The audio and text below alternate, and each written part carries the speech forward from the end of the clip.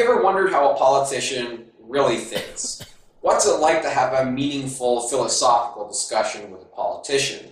Are they all psychopaths like the stereotypes, or do these people have a lot of deeper insight on life? Now this creates a large problem right off the bat, which is how do you actually have some kind of deep and meaningful discussion with a politician? Won't they just give you a bunch of standard political rhetoric? And that typically will be the case. So what I did is I took the time to research every politician in the city, and one politician really stood out to me as rational. So I contacted the politician and asked them to have a discussion, and they agreed to, and it was a very successful. Now I didn't record the discussion because if someone knows they're being recorded, what they're going to say is probably going to change. So what I did is I secretly recorded the discussion. No, I'm just kidding. What I did is I recorded the discussion with my mind. I have a very good memory. So I can probably remember virtually every part of the conversation. Now at the end of the discussion we had, I asked her if she's okay with me quoting everything she said, and she said she's fine with that. She didn't really feel it was that controversial. So I'm going to be doing that, and remember to keep the context of this discussion in mind. This is a casual, informal discussion, not a debate, right? So it's not like, she's researching her answers and these are like official statements or anything. This is just, a casual philosophical discussion. Trina is a school board trustee. Now I thought this was really interesting. She was telling me about transportation. That might sound really boring, actually, but it gets interesting. So, parents, they basically want the school board to have the buses come by and pick up, the students at every house. And she was telling me that they don't have the money to do that, right? So, what it comes down to is, do you want to take away money from the learning environment to improve transportation, or does learning matter more than transportation, right? So obviously she prioritizes learning more than transportation, but when you present that type of thinking to a parent, they don't care. They're not interested at all in listening to your reasons. Their attitude is more or less, give me what I want, and if you don't give me it, I'm just going to keep complaining and ignoring everything you say. Now, you have political indoctrination in schools. You have curriculum writers openly admitting that what students are learning in school is bullshit. You have teachers with kindergarten experience being moved to teach high school with no training and with no qualification to do so. Right? You have issues like this, and the number one issue in education is we want buses to go to every single house. Now I asked Trina what issue in education is does she think is like most bang for your buck, and that for the least amount of effort you could have the largest impact, and her answer is poverty. Now I thought that's also a very interesting point. If you live in Canada, you're always fed all the time, 24 hours a day, you're going to hear, oh, we're so lucky to live in Canada, it's the greatest country in the world, everything in Canada is perfect. That's sort of the Canadian attitude. And, poverty is actually a huge issue in Canada, right? So a massive portion of students are coming into school malnourished, right? They can't afford food, and they're working full-time jobs trying to pay for their families or help support their families. In Canada, you haven't even solved the problem of child poverty. And what is the government doing with taxpayer money? They're spending $2.47 billion on the Pan American Games. Sports go sports! Athletics are number one! Participants are heroes! Go team, yeah! This is the most important thing that's ever occurred! Now the next thing I thought was really interesting and fairly hilarious is in Canada, everyone will tell you the government is meritocratic. The most qualified people move to the top. That's what everyone thinks politics works like. And when you actually ask an intelligent politician, how does politics work? It's nepotism, right? That's her words. It's straight up nepotism. It's all about connections and who you know. And if you want to move up, the best way to move up is, networking. That's why people spend so much time investing in networking. Now, the next thing I thought was really interesting is she was telling me you cannot have a meaningful philosophical discussion like this at her job. You can't talk about real issues. You have to talk about, mundane, basically corporate jargon. And this is not the only person who told me this. When I interviewed the professors of education, they say the same thing. You can't really talk about the real issues. Now, the next thing I thought was pretty interesting. This is not related to education philosophy, which is general philosophy. She was telling me she thinks that everyone is miserable and that we all have kind of delusional perceptions that everyone is actually happy, and we always think everyone has it good because we're on social media and all people are doing is posting the good stuff. It's like, oh, here's my vacation in the Bahamas. Oh, here's my A report card. Here's my degrees and all these good things that are happening, right? You don't see all the bad aspects of life. So she thinks that underneath this smiling facade, she thinks that happiness is sort of like this facade people put on, and deep down everyone is actually miserable. And I thought that's really interesting. And she says that politics is especially like this. Most of what politicians are doing is it's exactly that. It's all just putting up this smiley facade, and that is largely what makes you politically successful. A lot of being successful in politics is paying attention to social media and basically doing what's trendy. So I was talking to her about running for school board trustee, and I told her that people say they won't vote for me because I don't have a kid. And I thought that's a really absurd reason. I'm not saying that someone should be, a better candidate because they're single, right? But there's advantages and disadvantages to being single. It's not a huge point, okay? So if you're single, you can really devote a lot more time to your career. If you have kids, then maybe you can understand the system a bit better from like a personal perspective. Nevertheless, the significant point is, do you have kids, right? And people aren't even interested in any of the policy I would have to offer. They're only interested in whether I have a kid. And I told her about that, and she agreed. She thinks that, it's even more superficial than that. So, for example, spamming the voting signs, that's absolutely essential to winning a vote. They won't even take you as a serious candidate if you don't do that. And another example she gave was they look a lot at your gender, right? So when you're running for school board, being a woman is a huge advantage, right? So maybe in upper politics, it's kind of sexist towards men. When it comes to school board, everyone thinks a woman should do it. It's a woman's job. People associate teaching with being a woman. Now, when we started the discussion, I thought it was interesting. She said that I came well-researched. I don't think I came well-researched. I knew hardly anything about her. I watched a 2-minute video she had about why people should vote for her, right?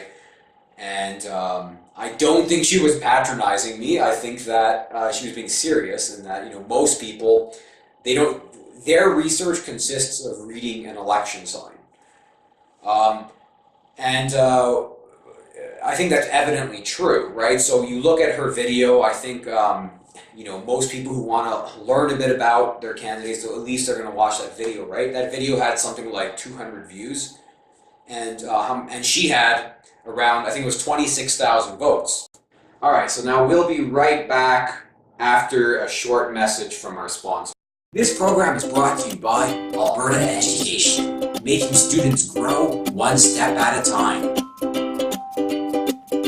We're talking a bit about some of these issues and how they actually happen, right? So one of the crazy things I bring up is, teachers teaching anything regardless of qualification, and she pointed out that the problem is actually a lot worse than I thought it was, right? So usually you think, oh, it's like so bad, then you go to a politician, you find, oh, when you go in depth, oh, there's actually good reasons for things. No, actually a lot of times when you go in depth, things are way worse than they look on the surface. So in Alberta, you can teach anything regardless of qualification. All right, so for example, you could have a kindergarten teacher who studied no mathematics in university to get their education degree, and they could end up teaching high school math. And this does happen, and she's seen it happen personally. All right, so people are saying, well, just because it can happen, it's not like that ever would happen, except it does happen, right? And I can cite multiple cases of this happening myself, all right? So, I mean, I have one recent example, one of my customers, he went to university, he studied physics and mathematics, and they made him a middle school teacher, so that's, grade 7 to 9. And he told the principal he has no passion for biology. Whatever you do, don't make me teach biology. I don't understand biology. It doesn't make sense to me. I'm not qualified to be teaching biology. Any random person probably knows as much about biology as I do. And what does a principal do? He makes them teach biology, right? So this is a huge problem. So how does something this crazy actually happen? Well, she says it's largely because of the teachers union, and basically they can't fire people, so they end up just moving them around, and sometimes they get moved around like that. And this is something that actually happens. Now, we talked a fair bit about school indoctrination, and basically her view is same as what I thought her view would be, which is the school board has no power over that, and they don't. I mean, the provincial government determines the curriculum and textbooks, so regardless of whether she thinks what they're teaching in schools is bullshit, she can't really do anything about it. And she agreed that a lot of things I was pointing out are in fact nonsense. We went through some of the corporate education, we went into the democratic indoctrination, and props to Trina. She's awesome, because I don't think I've ever been able to convince a single Canadian that you can indoctrinate people into democracy. Most people think democracy is just this fact, and that's because they've been indoctrinated into this system. And she even had a hard time believing some of the things that the textbooks say, right? So, for example, the textbooks literally say democracy is justice, right? And she was shocked about that.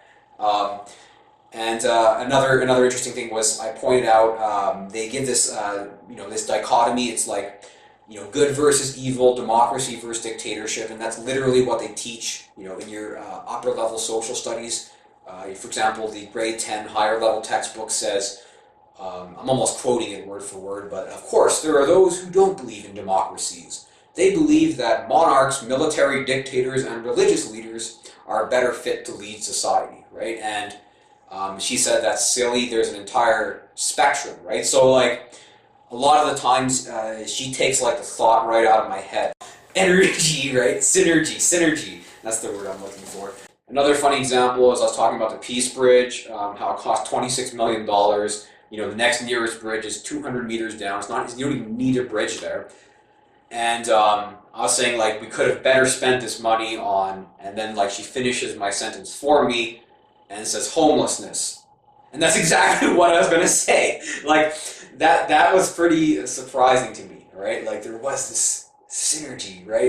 Now, we discussed child abuse quite a bit. This is like how pathetic the school board is, but you can't talk about topics like that. She says you can't even discuss topics like that. You can discuss things like childhood anxiety, childhood depression, and these are big problems. All the studies show that this is skyrocketing. This is what she was telling me. But you can't even talk about like child abuse, because this is how like PC these people are, right?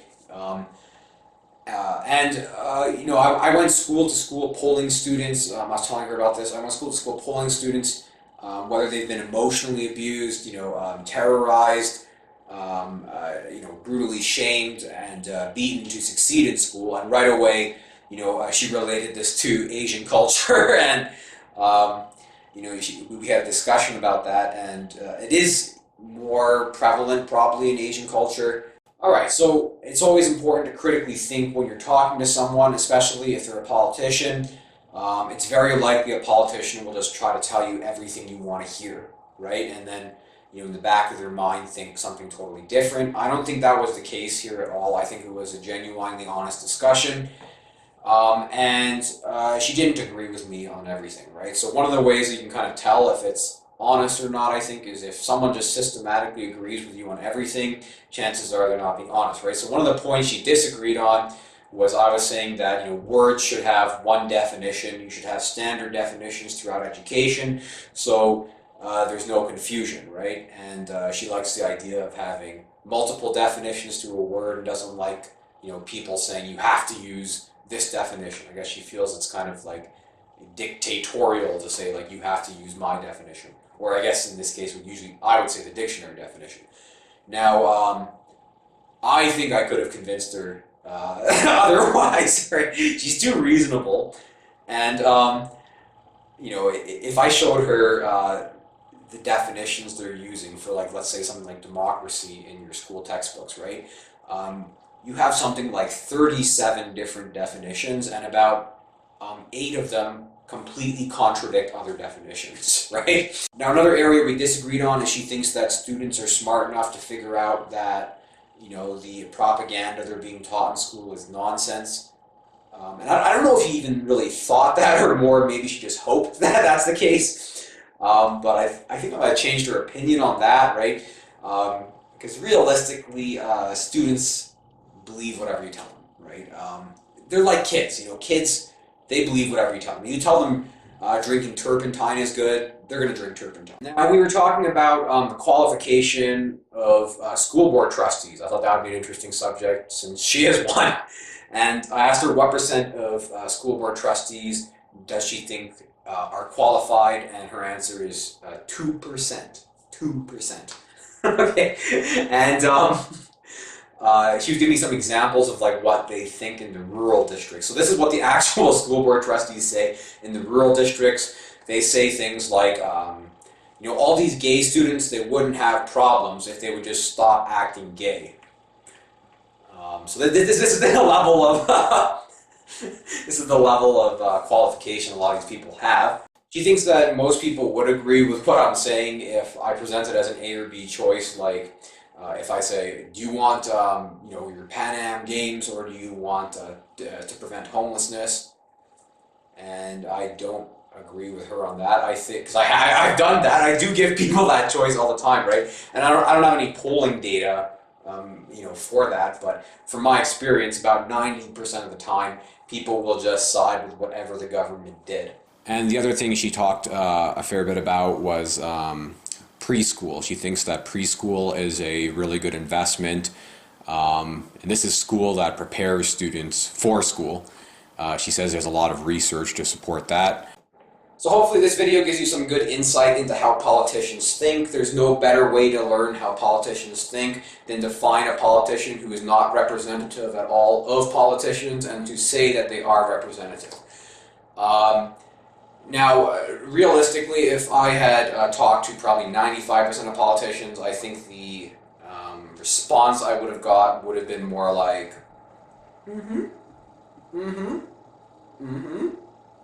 middle class, infrastructure, diversity, superclusters,